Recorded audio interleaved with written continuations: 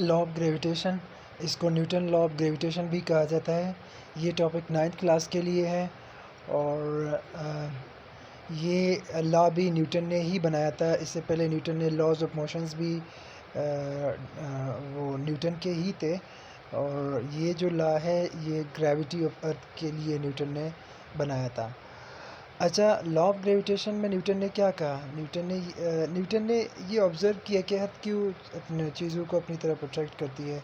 And then Newton ही found that कि इस कायनात में हर ऑब्जेक्ट दूसरे ऑब्जेक्ट को अट्रैक्ट कर रही है और वो जो फोर्स ऑफ अट्रैक्शन है वो डायरेक्टली प्रोपोर्शनल है to the product of masses and inversely proportional है to the square of distance between their centres.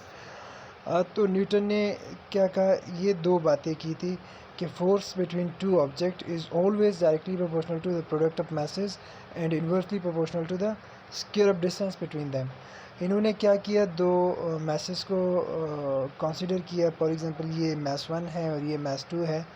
अब इन दोनों मैसेज के दरमियान फोर्स ऑफ अट्रैक्शन है, ये दोनों एक दूसरे को अट्रैक्ट कर रही है और वो फोर्स ऑफ अट्रैक्शन का जो मैग्नीट्यूड है वो डायरेक्टली प्रोपोर्शनल है to the product of masses. Product means multiply करना, दो मैसेज को मल्टीप्लाई करना।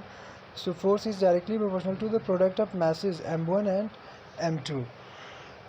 जितने मैसेज लार्ज होंगे, ज़्यादा मैसेज की जो मैग्नीट्यूड है वो लार्ज होगी, तो फोर्स भी उतना ही लार्ज होगा। और इसी तरह न्यूटन ने एक और चीज़ ऑब्ज़र्व किया कि ये जो फोर्स है दो मैसेज के दरमियान, ये इन्वर्सली प्रोपोर्शनल है स्क्वायर ऑफ डिस्टेंस के बिटवीन दीज टू मैसेज। यानी ये जो डिस्टेंस है, ये रिमेंबर दैट ये distance surface to surface distance नहीं है, ये एक ऑब्जेक्ट के सेंटर से लेकर दूसरे ऑब्जेक्ट के सेंटर तक का जो डिस्टेंस है, इसको न्यूटन ने ये डिस्टेंस एक्चुअली फोर्स जो है वो is inversely proportional to square of distance between these two masses and distance is always from centre to centre. हमेशा डिस्टेंस सेंटर से सेंटर तक लेना है। अगर आप सरफेस टू सरफेस डिस्टेंस ले लें तो वो रॉन्ग कंसीडर होगा। तो ये दो मैथमेटिकल रिलेशन है, अगर इनको कंबाइन करें इक्वेशन 1 और इक्वेशन 2 को कंबाइन करने के बाद क्या बनेगा? Force is directly proportional to m1 m2 divided by d square. जब भी आप साइन ऑफ प्रोपोर्शनलिटी को हटाते हैं तो इक्वल आ जाता है और एक कांस्टेंट आ जाता है। कांस्टेंट यहाँ पर न्यूटन ने g यूज़ किया है, कैपिटल G यूज़ किया है और ये g जो है फिक्स्ड है, ये कांस्टेंट है, इसकी वैल्यू चेंज नहीं होगी। और g की वैल्यू जो न्यूटन ने कैलकुलेट की थी वो ये है 6.673 इंटू 10⁻⁻11 न्यूटन मीटर स्क्वायर पर किलोमीटर, मीटर स्क्वायर पर केजी स्क्वायर। अच्छा, अब इस चीज़ को आपने अंडरस्टैंड करना है कि डायरेक्ट रिलेशन का क्या मतलब है और इन्वर्स रिलेशन का क्या मतलब है।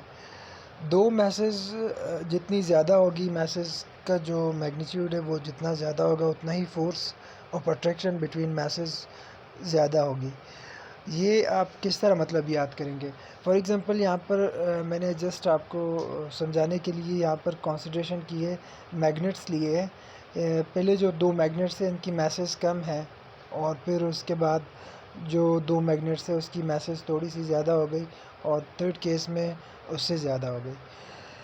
अच्छा, ये दो मैसेज जब एक दूसरे को अट्रैक्ट करेंगे, एक दूसरे पर फोर्स लगाएंगे, तो इसको शायद आप दोबारा इसको सेपरेट भी ना कर पाए क्योंकि इसके मैसेज ज़्यादा है और स्मॉल मैसेज एक दूसरे को अट्रैक्ट करे उसको सेपरेट करना इजी है। तो इससे ये पता चल गया कि मैसेज पर फोर्स ऑफ अट्रैक्शन डिपेंड कर रही है। मैसेज जितनी ज़्यादा होगी उतना ही फोर्स ऑफ अट्रैक्शन ज़्यादा होगा। ये बात तो हम खुद भी, यानी हम एक दूसरे को क्यों अट्रैक्ट नहीं करते हैं? क्योंकि हमारी मैसेज बहुत कम है और अर्थ जो है, अर्थ का मास बहुत ज़्यादा है। अर्थ का मास जो है वो 10 पावर 24 kg, यानी इतनी ज़्यादा वैल्यू है अर्थ का जो मास है, इसलिए अर्थ चीज़ों को अपनी तरफ अट्रैक्ट करती है। इसलिए अर्थ की जो फोर्स ऑफ अट्रैक्शन है वो बहुत ज़्यादा है, क्योंकि अर्थ का मास ज़्यादा है। तो इस बात से हमें पता चल गया है कि force of attraction is always is directly proportional to the product of masses. और दूसरी चीज़ क्या जो न्यूटन ने ऑब्ज़र्व की थी, न्यूटन ने ऑब्ज़र्व किया कि inversely proportional to square of distance between their centre. और जो फोर्स ऑफ अट्रैक्शन है वो इन्वर्सली प्रोपोर्शनल है distance between these two masses. अच्छा, उसके लिए अगेन दो मैग्नेट हमने कंसीडर किए हैं। ये 3 केसेस हैं। मैग्नेट सेम है, मैग्नेट के मैसेज सेम है, सिर्फ केस 1 में डिस्टेंस कम है, केस 2 में डिस्टेंस उससे ज़्यादा है, केस 3 में डिस्टेंस फिर उससे भी ज़्यादा है। अच्छा, ये चीज़ आप घर में भी मैग्नेट्स के साथ ऑब्ज़र्व कर सकते हैं। ये जो केस 1 में डिस्टेंस कम है, ये एक दूसरे को विद ग्रेटर फोर्स अट्रैक्ट करेंगे। केस 2 में डिस्टेंस इंक्रीज़ किया तो फोर्स ऑफ अट्रैक्शन मैग्नेट के बीच में क्या हो जाएगी, कम हो जाएगी। केस 3 में डिस्टेंस फर्दर इंक्रीज़ किया, फोर्स ऑफ अट्रैक्शन में भी ख़त्म हो जाए।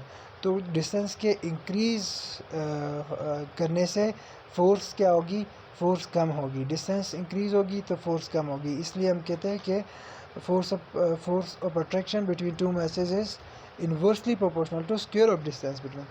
नॉट ओनली डिस्टेंस नहीं है, डिस्टेंस के साथ स्क्वायर भी है। ये बात आपने याद रखना है। Force is inversely proportional to square of distance between them.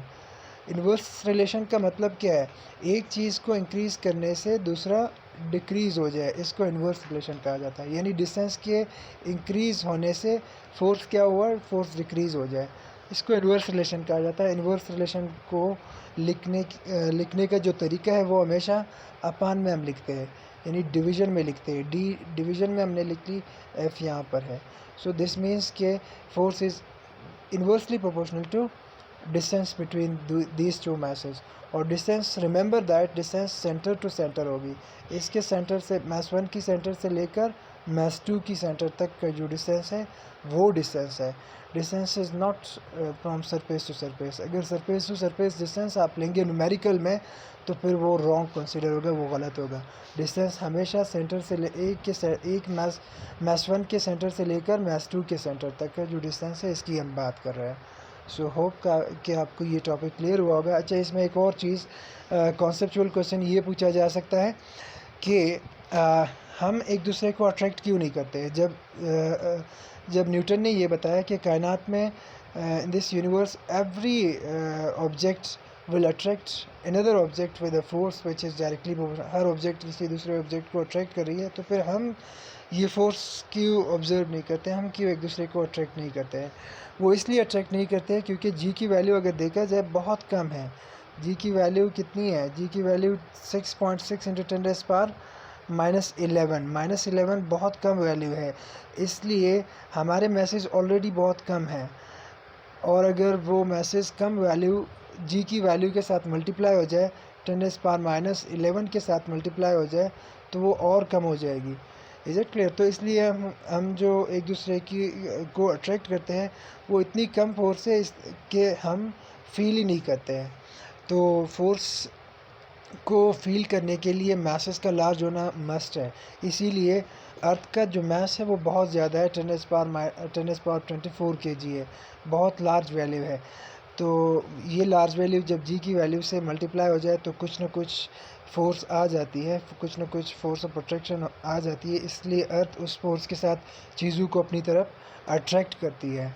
So that is the reason G की वैल्यू बहुत स्मॉल है। ये क्वेश्चन अगर आपसे पूछा जाए एसएलओ बेस्ड क्वेश्चन में कि हम force of attraction according to Newton law of gravitation हम फोर्स ऑफ अट्रैक्शन क्यों फील नहीं करते हैं, इसका सिंपली आंसर ये है कि जी की वैल्यू बहुत कम है और हमारे मैसेज भी बहुत कम है। तो जब हमारी मैसेज की वैल्यू जी की वैल्यू के साथ मल्टीप्लाई होंगे तो वो फर्दर वैल्यू बहुत कम हो जाएगी। इसलिए वो फोर्स जो रिजल्टेंट फोर्स निकलेगी वो बहुत कम होगी, 0.00000 समथिंग, फिर 1 न्यूटन, इतनी कम वैल्यू होगी। इसलिए हम वो फोर्स फील नहीं करते हैं। That is the reason that we can't experience force of attraction among us. So hopefully कि आपको ये टॉपिक समझ आ गया होगा। Thank you.